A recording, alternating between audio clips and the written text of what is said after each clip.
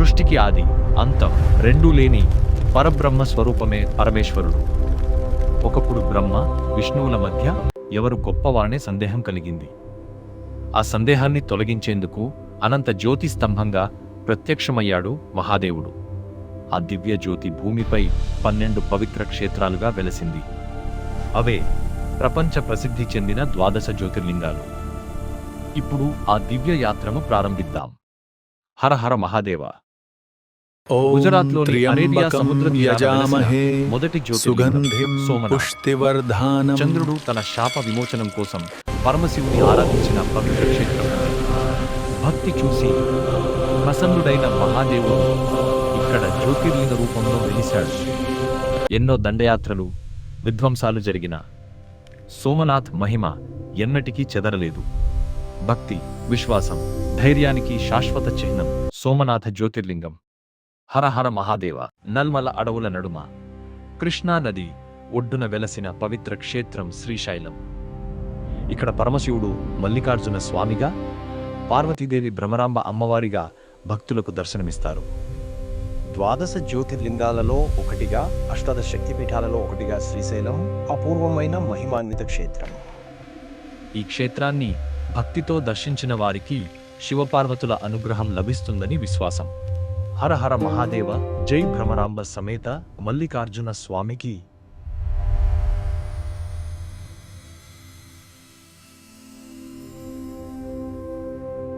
ఓం త్రయంబకం యాజమహే సుగంధిం పుష్టివర్ధనం ఉర్వరుకమివ బంధానన్ మృత్యోర్ముక్ష్యమామృతత్. జ్యోతిర్లింగం ఓం నమః శివాయ. క్షేత్రం ఇక్కడి మహాకాళేశ్వరుడు ఓం నమః శివాయ. దర్శనమివ్వడం విశేషం. ఓం నమః శివాయ.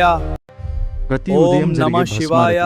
జీవితం ఓం నమః నశ్వరమని, శివాయ. శివమే శాశ్వతమని జై గుర్తు చేస్తుంది. మహాకాల్. మహాదేవుని జై కృపణించిన వారికి మహాకాల్. కాలభయం ఉండదు. ఓం త్ర్యంబకం మరణభయం యజమహే. ఉండదు. జై మహాకాళేశ్వరాయ నమః.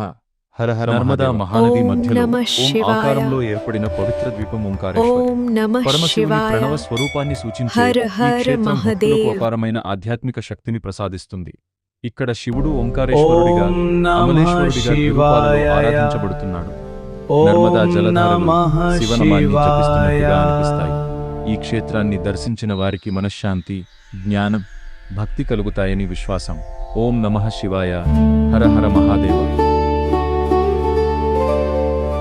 హిమాలయాల గుండెల్లో మంచుతో కప్పబడిన పర్వతాల మధ్య వెలసిన దివ్యక్షేత్రం కూడా 12 జ్యోతిర్లింగాలలో అత్యంత పవిత్రమైన, అత్యంత కఠిన యాత్రగా భావించబడే క్షేత్రం ఇదే. మహాభారత యుద్ధం అనంతరం పాండవులు శివుని క్షమాపణ కోసం అన్వేషించినప్పుడు మహాదేవుడు ఇక్కడ కేదారేశ్వరుడిగా ప్రత్యక్షమయ్యాడని పురాణ గాథ చెబుతుంది. ఈ పవిత్ర స్థలంలో ప్రతి శ్వాస కూడా ఓం నమః శివాయ అని ప్రతిధ్వనిస్తున్నట్టు ఓం అనిపిస్తుంది. నమః శివాయ. కేదార్నాథ్ దర్శనం ఓం భక్తునికి నమః భక్తిని శివాయ. మాత్రమే కాదు, ఓం నమః ఆత్మబలాన్ని కూడా శివాయ. ప్రసాదిస్తుంది. జై కేదారనాథ్. హర హర మహాదేవ.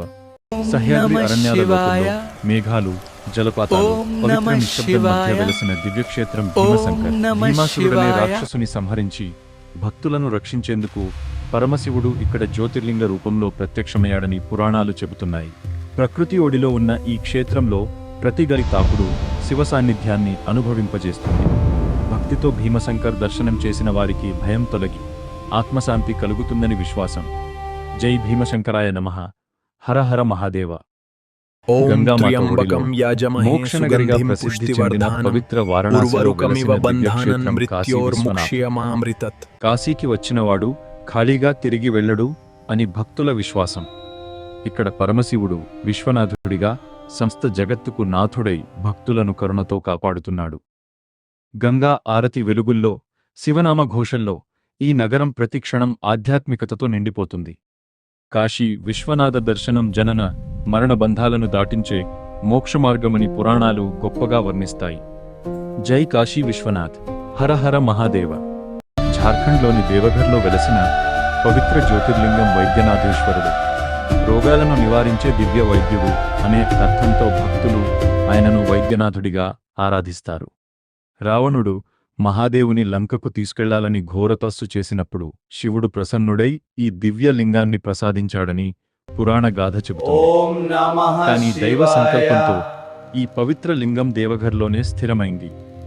భక్తితో వైద్యనాథ దర్శనం చేసిన వారికి ఆరోగ్యం, శాంతి, ఆత్మబలం లభిస్తాయని విశ్వాసం. బోల్ బం జై వైద్యనాథేశ్వరాయ నమః. హర హర మహాదేవ. ద్వారక సమీపంలోని పవిత్ర భూమిలో వెలసిన దివ్య జ్యోతిర్లింగం నాగేశ్వర్. సర్పశక్తికి, రక్షణకు, భయనాశనానికి ప్రతీకగా భక్తులు ఈ క్షేత్రాన్ని ఆరాధిస్తారు. పురాణాల ప్రకారం దారుకాసురుడి అణచివేత నుండి భక్తులను రక్షించేందుకు పరమశివుడు ఇక్కడ నాగేశ్వరుడిగా ప్రత్యక్షమయ్యాడు. ఆయన కంఠంలోని నాగం భయాన్ని కాదు, నియంత్రిత శక్తిని సూచిస్తుంది. నాగేశ్వర్ దర్శనం చేసిన వారికి సర్పదోష నివారణ, రక్షణ, ఆత్మవిశ్వాసం కలుగుతాయని విశ్వాసం. ఓం నమః శివాయ. జై నాగేశ్వరాయ నమః. భారతదేశ దక్షిణ తీరంలో సముద్ర తీరాన వెలసిన మహాపవిత్ర క్షేత్రం రామేశ్వరం. రావణ సంహారం అంతరం బ్రహ్మహత్య దోష నివారణ కోసం శ్రీరాముడు స్వయంగా పరమశివుని ఆరాధించిన స్థలం ఇది.